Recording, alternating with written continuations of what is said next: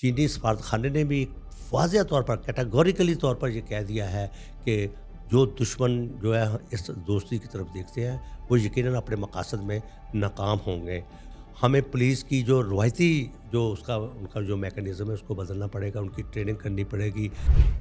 China Pakistan میں اپنے workers کی سیکورٹی کے لیے فوج کو تعینات کرنے جا رہا ہے۔ آپ کو پتہ ہے یہ کتنی اہم یہ خبر ہے اور اس کے پیچھے what is the logic behind this کہ ایک کسی ملک کی سالمیت، کسی ملک کی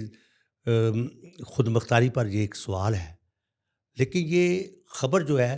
یہ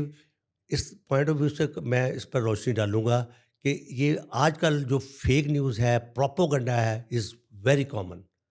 ہر یہ اس دوستی کو جو چائنا کی دوستی ہے جو سمندر سے گہری ہے اور اس کے علاوہ وہ اس کو کہا جاتا ہے شہد سے میٹھی ہے اور ہمالیہ سے بلند ہے، تو یقیناً دشمن کی نظر میں بھی یہ بات کھٹکتی ہوگی اور وہ بارے میں اپنا واضح اظہار تو نہیں کر سکتا، لیکن وہ پروپوگنڈے کے ذریعے، فیک نیوز کے ذریعے یقیناً اس عظیم دوستی کو جو ہے وہ اپنی بری نظر سے دیکھ رہا ہوگا۔ تو اس کا ہمیں جائزہ لینا پڑے گا۔ لیکن میں آپ کو ناظرین بتاتا جاؤں کہ وزیر خارجہ نے تو یہ خبر کو صرف ایک تشویش کی حد تک اور اس کی جو کہہ لیں اس کی نزاکت کے حوالے سے ہی اس پر اطلاق کیا ہے،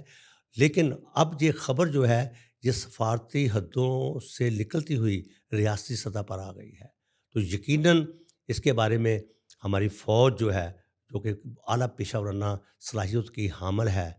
اور اس کے علاوہ ہمارے جو سیکورٹی ادارے ہیں وہ بالکل انٹیکٹ ہیں اور اپنے پروفیشنلزم کی وجہ سے پوری دنیا میں مانے جاتے ہیں۔ لیکن یہ کیا ہے، what is the logic behind this کہ یہ فیک نیوز ہے؟ اگر فیک نیوز ہے تو اس کا سر پاؤں کیا ہے؟ کیونکہ اس وقت چینلز کی ایک مشروم گروتھ ہے، ہر کوئی اس پہ بات کرتا ہوا نظر آ رہا ہے، لیکن یہ ملکی سالمیت کی بات ہے، یہ ملکی خود مختاری کی بات ہے، یہ ملکی سیکورٹی کی بات ہے۔ تو اس پر ایسا کبھی نہیں ہو سکتا کہ جو چائنا جو ہے وہ یہ مطالبہ کرے پاکستان سے اور پاکستان یہ مطالبہ مان لے۔ تو اس کے بارے میں چینی سفارتخانے نے بھی واضح طور پر کیٹاگوریکلی طور پر یہ کہہ دیا ہے کہ جو دشمن جو ہے اس دوستی کی طرف دیکھتے ہیں وہ یقیناً اپنے مقاصد میں ناکام ہوں گے۔ تو کہنے کا مقصد یہ ہے کہ جو بیجنگ میں ہمارے لیفٹیننٹ جنرل اویس دستگیر وہاں گئے، انہوں نے چینی جو آرمی کے اعلیٰ حکام ہیں ان سے بات چیت کی اور ان کو انشور کروایا کہ جو پاکستان میں جو سی پیک ہے، پاکستان میں جو چینی منصوبہ جات ہیں وہ بالکل سیکیور ہیں، اور اس کے بارے میں انہوں نے ایک مکمل یقین دہانی کرائی۔ اور اس کے علاوہ باکو میں وزیر اعظم شہباز شریف نے بھی وہاں چینی وزیر خارجہ کو اعتماد میں لیا کہ آپ کے جو چینی ورکرز ہیں وہ بالکل سیکیور ہیں اور کوئی سیکیورٹی کے جو ہے کوئی اپریہینشنز نہیں ہیں۔ لیکن بات یہ ہوتی ہے کہ جہاں پر کراچی میں جو چینی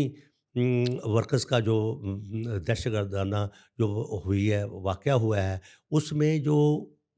اس میں پولیس کا جو ہے وہ اس کی حدود پانتی ہے، تو یقیناً ہماری پولیس پر جو ہے وہ اس کی کارکردگی پر سوال اٹھتے ہیں۔ تو